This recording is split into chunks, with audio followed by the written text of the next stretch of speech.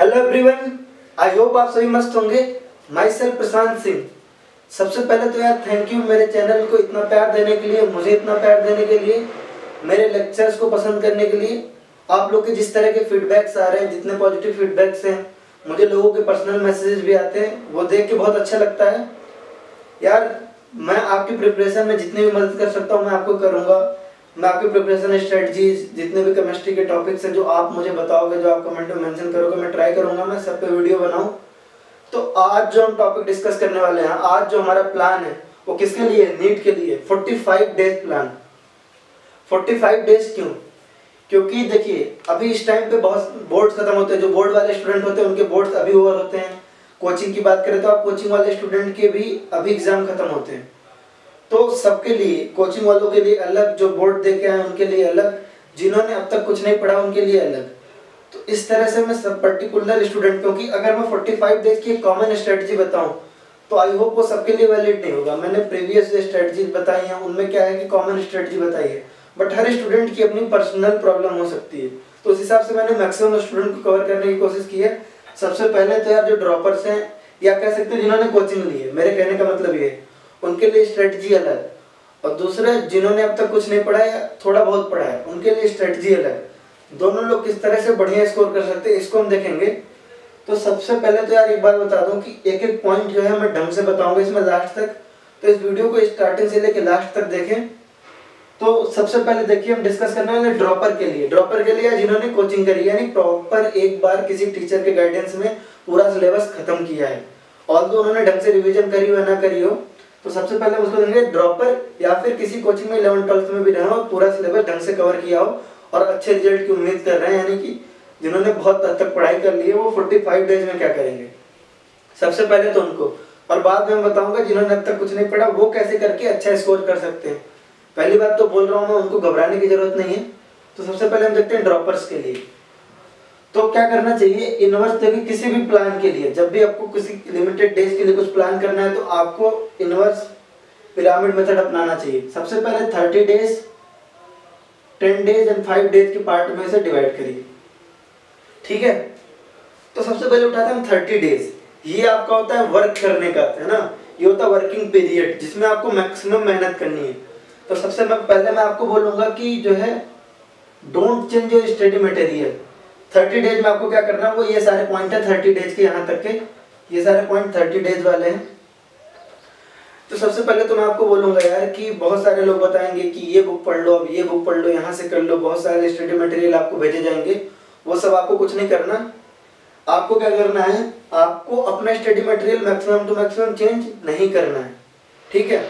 अगर इनकेस आपको किसी पर्टिकुलर टॉपिक में प्रॉब्लम है, किसी स्पेशल, जैसे कुछ चीजें होती हैं जैसे आइसोमेरिज्म हो गया या ऑर्गेनिक के कुछ और चैप्टर्स हो गए, इक्विलिब्रियम हो गया, ये सारे टॉपिक्स में इन जनरल स्टूडेंट को क्या होता है, डाउट होता है। तो इनका रिवीजन लेक्चर, यानी कि बिल्कुल शॉर्टकट में किस तरह से जेईई या नीट के लिए प्रिपेयर किए, वो मैंने लेक्चर्स बनाए हैं रिवीजन के लिए।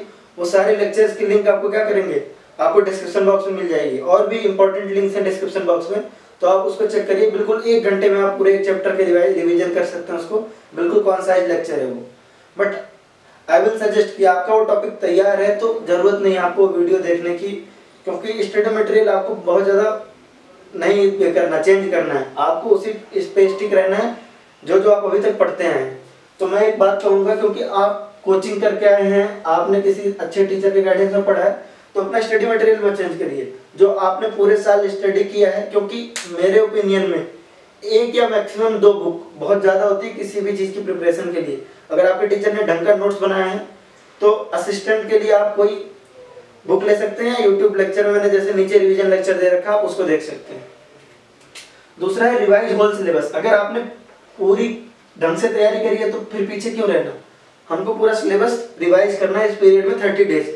यानी कि प्रॉपर आपने कोचिंग के टाइम में कुछ क्लासेस छोड़ी हैं, आपने बोर्ड में कोई चीज एक आध टॉपिक छोड़ा हुआ, जो भी चीजें करनी है, क्योंकि आपने कोचिंग किया तो आपको सब कुछ पढ़ना है।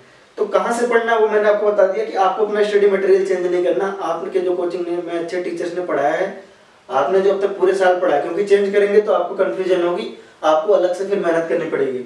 तो कहाँ से पढ़े, ये वाला डाउट क्लियर।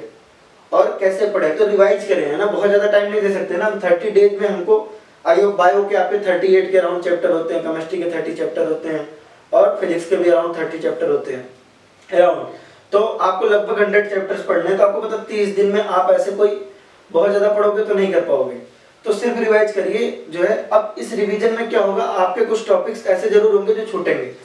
तो अगर छूट रहे हैं तो उस केस में आपको क्या करना है, सबसे पहली बात तो ये कि बहुत ज़्यादा ओवर कॉन्फिडेंट ना हो अपने स्ट्रॉन्ग टॉपिक्स को लेके। जैसे किसी का थर्मोडायनेमिक्स अच्छा है, किसी का इक्विलिब्रियम अच्छा है या किसी का ऑर्गेनिक अच्छा है, तो आप ओवर कॉन्फिडेंट ना हो। मैं नहीं कहता कि आप पूरा वही पढ़ो, बट उसको भी रिवाइज करें। जो आपका स्ट्रॉन्ग टॉपिक है उसको भी, सपोज आप उसको भी नहीं पढ़ के जा रहे हो, जो आपका वीक टॉपिक है उससे तो आपके स्कोर हो ही नहीं रहे, तो आपका तो कम होगा ना स्कोर। तो जो स्ट्रॉन्ग टॉपिक है उसको इग्नोर ना करें, उसको लेके ओवर कॉन्फिडेंट ना रहें, उसको भी रिवाइज करते रहें। और साथ में कुछ ऐसे टॉपिक्स देखें जिनके क्या हैं, जिनसे क्वेश्चंस आते ही हैं, और आप अगर उसको थोड़े टाइम में पढ़ो तो आप उसको पूरा कवर कर ले जाओगे। जैसे केमिस्ट्री की बात करें तो केमिस्ट्री में छोटे छोटे चैप्टर्स हैं, जैसे वो आप देखो तो बायोमोलिक्यूल, पॉलीमर, एवरीडे लाइफ 2-2 घंटे के चैप्टर है और 3-4-5 क्वेश्चन जरूर आते हैं उससे। तो अगर आपके 6 घंटे मिला के 5 या 6 क्वेश्चन यानी कि 20 या 24 नंबर बन जा रहे हैं, तो उससे बेटर और क्या बात हो सकती है। आप देखो तो और भी इजी चैप्टर्स हैं। केमिकल बॉन्डिंग जिन्होंने ढंग से पढ़ी उसको तो इजी लगती है, तो केमिकल बॉन्डिंग का भी रिवीजन इजी है। पढ़ाते टाइम जरूर वो बड़ा चैप्टर होता है, बट ओवरऑल आप देखो जिनको केमिकल बॉन्डिंग आती है वो छोटा ही है उनके लिए। तो वो सारी चीजें आप कर सकते हैं। तो इस 30 दिन में आपको क्या करना है, जो आपको मटेरियल मिला है उस मटेरियल पे आपको स्टिक रहना है। अगर आप एनसीईआरटी नहीं पढ़ रहे हो यार, तो आई विल सजेस्ट कि आप एनसीईआरटी ऐड कर लो। ये चीज तो आपको करना चाहिए। आई थिंक बोर्ड के लिए भी आपने एनसीईआरटी पढ़ी होगी। बायो और केमिस्ट्री की एटलीस्ट आपको एनसीईआरटी क्या होनी चाहिए, पूरी आनी चाहिए, ढंग से आनी चाहिए। ठीक है, तो यार 30 डेज का हो गया कि आप अपना स्टडी मटेरियल ज्यादा चेंज ना करें। रिवीजन लेक्चर आपको डिस्क्रिप्शन बॉक्स में दिया हुआ है। एनसीईआरटी नहीं पढ़ रहे हैं तो आप एनसीईआरटी से एसोसिएट हो सकते हैं। धीरे धीरे 30 दिन में आपको 100 चैप्टर्स करने हैं, तो आप एक चैप्टर को 6-7 घंटे से ज्यादा टाइम नहीं दे सकते किसी भी हालत में। 2-3 घंटे में भी कवर करने की कोशिश करें जो छोटे चैप्टर्स हैं। अपने स्ट्रॉन्ग टॉपिक्स पे क्या करें, स्टिक रहें। और छोटे छोटे टॉपिक्स जो हैं, जो अगर आपके कोई टॉपिक वीक है, सपोज आपका थर्मोडायनेमिक्स इक्विलिब्रियम वीक है, बहुत ज्यादा वीक है, आपको कोई आइडिया नहीं है और आपको कोई अच्छा सोर्स नहीं मिल पा रहा है, तो आप सोच के देखिए थर्मोडायनेमिक्स इक्विलिब्रियम आपको ठीक करने में कुल 5-6 दिन लग जाएगा। अगर आपको कुछ भी आइडिया नहीं है तो 5-6 दिन लग जाएगा। वो बड़े टॉपिक्स हैं।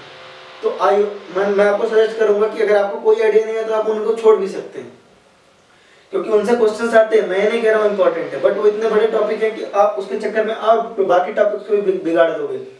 तो जो इजी टॉपिक्स हैं जिनसे स्कोर आप कर सकते हो, जैसे सॉलिड स्टेट हो गया, तो आप उसको चाहो तो एक दिन में रिवाइज कर सकते हो बहुत जल्दी।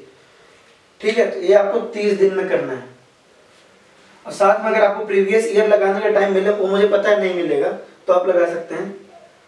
अब आते हैं अपने 10 दिन पे। ये 10 दिन होगा आपको लग रहा है कि अब तो हमने सिलेबस कर लिया, पर बहुत सारे स्टूडेंट होते हैं जो सिलेबस कर लेते हैं फिर भी स्कोर नहीं होता।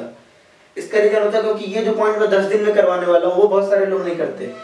क्वेश्चन प्रैक्टिस, आप सोच रहे हो जब सिलेबस ही नहीं हुआ ढंग से मैं क्वेश्चन प्रैक्टिस करके क्या करूंगा। मैं बस सजेस्ट कर रहा हूँ आप करो। पूरे साल आपने 2 साल तो नहीं किया, बस 10 दिन आप इस चीज को दो, क्वेश्चन प्रैक्टिस करो। जैसा भी आपका तैयार है आप खूब सारे क्वेश्चन देखो, खूब सारे क्वेश्चन करो। उससे आप क्या क्या सीखोगे, टाइम मैनेजमेंट सीखोगे, सिली मिस्टेक्स अवॉइड करना सीखोगे, वो सारी चीजें जो आपको आनी ही चाहिए हर हालत में। नेक्स्ट है कि आप इन दिनों में previous year and model paper करो। ठीक है, यानी कि 10 दिन में आपको खूब सारे क्वेश्चन प्रैक्टिस करने हैं, मॉडल पेपर प्रैक्टिस करना है, प्रीवियस ईयर सारे देखने हैं। एक प्रीवियस ईयर आपको याद होना चाहिए, एक प्रीवियस ईयर आपको क्या करना चाहिए, जो है वो ढंग से आना चाहिए। दूसरी चीज है यार कि इसमें आपको क्या होगा, इससे आपको टाइम मैनेजमेंट आएगा, आपको सिली मिस्टेक्स अवॉइड करना आ जाएगा, आपका एग्जामिनेशन टेम्परामेंट अच्छा हो जाएगा। ठीक है, इस तरह से आप प्लान करें बिल्कुल। और जो बचा 5 दिन है उसको लेकर बिल्कुल लोड ना लें। आप ये सोचे कि 5 दिन जो है ऐसे ही है, तो उस 5 दिन में आपने जो भी 30 और 10 दिनों में सीखा उनके कुछ इंपॉर्टेंट फार्मूले, उनके कुछ इंपॉर्टेंट नोट्स देखें, कुछ क्वेश्चन प्रैक्टिस करें। आप एक क्वेश्चन प्रैक्टिस वाला काम इन 5 दिनों में भी कर सकते हैं कुछ, अगर आपका बचा हुआ हो तो। लेकिन एग्जाम के 1-2 दिन पहले बिल्कुल टेंशन ना लें कि अपने पिछला क्या किया, बस अपने आप को कॉन्फिडेंट रखें। यार बस याद रखो कि जितना आपने पढ़ा है ना उतना अगर आपने कर लिया तो आपका सिलेक्शन श्योर है। आप बहुत ज्यादा सोचोगे, डिप्रेस होगे, उससे आपके क्वेश्चन क्या होंगे, गलत होंगे। तो ये तो बात हो गई यार जिन्होंने पढ़ाई की है, जिन्होंने कोचिंग करा है, जिन्होंने सीरियसली लिया है। जिन्होंने अब तक भले ही पढ़ाई करी है, बोर्ड दिया है, स्कूल के स्टूडेंट है जो कोचिंग नहीं किए हैं, जिन्होंने अब तक कुछ नहीं किया, यानी कि अपीयरिंग वाले वो बच्चे जिन्होंने अब तक ढंग से नहीं पढ़ा, ना ही किसी कोचिंग के अच्छे गाइडेंस में रहे, उनके लिए बहुत प्रॉपर प्लान बताऊंगा जिससे क्या होगा वो अच्छा कर सकेंगे। तो देखते हैं यार उन बच्चों के लिए प्लान। अपीयरिंग वालों को भी इनवर्स पिरामिड वाला मेथड अपनाना है, बट अपीयरिंग वालों को ज्यादा टाइम नहीं है ना। आपने भी जस्ट बोर्ड खत्म किया है, बोर्ड का पेपर दिया होगा, तो अभी आपके पास ज्यादा टाइम नहीं है। और अपीयरिंग में भी उन बच्चों के लिए मैंने बताया था ना, ड्रॉपर या जिन्होंने कोचिंग की उनका प्लान था।